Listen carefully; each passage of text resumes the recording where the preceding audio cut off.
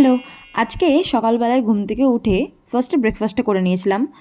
তারপরে তো ভাইকে আনতে গেছিলাম টিউশন, আমি রাখতে গেছিলাম যদিও। ফেরার সময় দুজনে খেলাম আখের রস। আমার তো এটা গরম পড়ে গেছে, তার মানে তো লাগবেই। দেন কাজে বসে গেলাম। বাড়ি এসেই প্রচুর কাজ পেন্ডিং পড়ে আছে, এখন করতে হবে। না করলে কাস্টমারগুলো এবার মনে হয় পেটাবে আমাকে ফোন করে করে। মানে বাড়ি এসেও হয়তো পেটাতে পারে। কি করা যাবে, কাজে তো বসতে হবে। তারপরে তো এই সানফ্লাওয়ারটা অর্ডার ছিল, আমার নিজেরই খুব ভালো লেগেছে। তোমাদের কেমন লেগেছে অবশ্যই জানিও। এখন তো প্রত্যেক দিনই কাজে বসতে হচ্ছে। আর এই সুন্দর সুন্দর জুয়েলারিগুলো তোমরা যদি দেখতে চাও তো আর্টিস্টি বা পুস্তিকাকে ফলো করতে পারো। দেন দুপুরবেলা হতে লাঞ্চ কমপ্লিট করে নিলাম। এই যে জুয়েলারিটার ফাইনাল লুক তোমাদের কেমন লাগলো অবশ্যই কিন্তু আমাকে জানিও। তারপরে তো দুপুরবেলা হতে একটু রেস্ট নিচ্ছিলাম, দেন বোনের সাথে একটু খেলা করলাম, বোনকে জ্বালাচ্ছিলাম আর কি। তো বোন হাসছিল, কিছুই না। তারপর সন্ধ্যাবেলা হতেই বেরিয়ে গেলাম বাজারের উদ্দেশ্যে, যেহেতু জুয়েলারিটা দিতে হবে।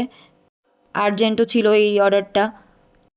তারপরে পৌঁছে গেলাম কালী মন্দিরে, এখন তো রোজই যাওয়া হয়। তারপর দাদা শেখাচ্ছিল আমাকে যে কীভাবে ভিডিও বানাতে হয়। এদের সাথেও দেখা হলো। এটা তো কিছুতেই মুখ দেখাবে না, বাট আমি তো দেখবই, কিচ্ছু করার নেই। তারপর ফাইনালি দেখিয়েছে আমাকে, কি মজা। আর এর কথা আর কি বলি, প্রথম প্রথম কত খুশি যে দিদি ভিডিও করছে আমাকে নেবে, এখন তো মুখই দেখাচ্ছে না, বাট জোর জবরদস্তি করে মুখ দিচ্ছি, দেখা মুখ।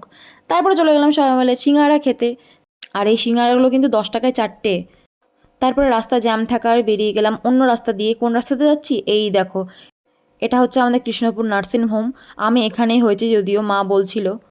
তারপরে আমাদের আশ্রমে মানে পাহাড়পুরে কীর্তন হচ্ছিল, ওটার উপর দিয়ে আসলাম, যাওয়ার হয়নি।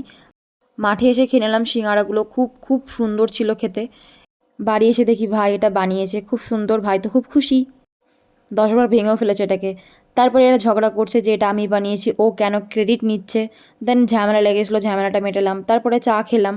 চাটা তো এখন রোজ লাগবে আমার, মাস্ট। কি জানি হ্যাবিট হয়ে গেছে চাটা খাওয়া, না খেলে মনে হয় যে মাথা ব্যথা করছে। তারপরে তো বোনদেরকে নিয়ে একটু পড়তে বসিয়েছিলাম। তারপর দেখি বোন প্রজেক্ট করছে, ওকে একটু হেল্প করলাম প্রজেক্টে। দিয়ে করে নিলাম ডিনার। মাংসটা কোথা থেকে উড়ে এসছে জানি না, খেতে হয় তাই খেয়ে নিলাম। দিয়ে দেখি এদেরও খিদে পেয়েছে, তো নিজে খেলে হবে, এদেরকেও তো খাওয়াতে হবে। আজকের ভিডিওটা এইটুকুই। তোমাদের কেমন লাগলো অবশ্যই জানিও। চলো টাটা, বাই।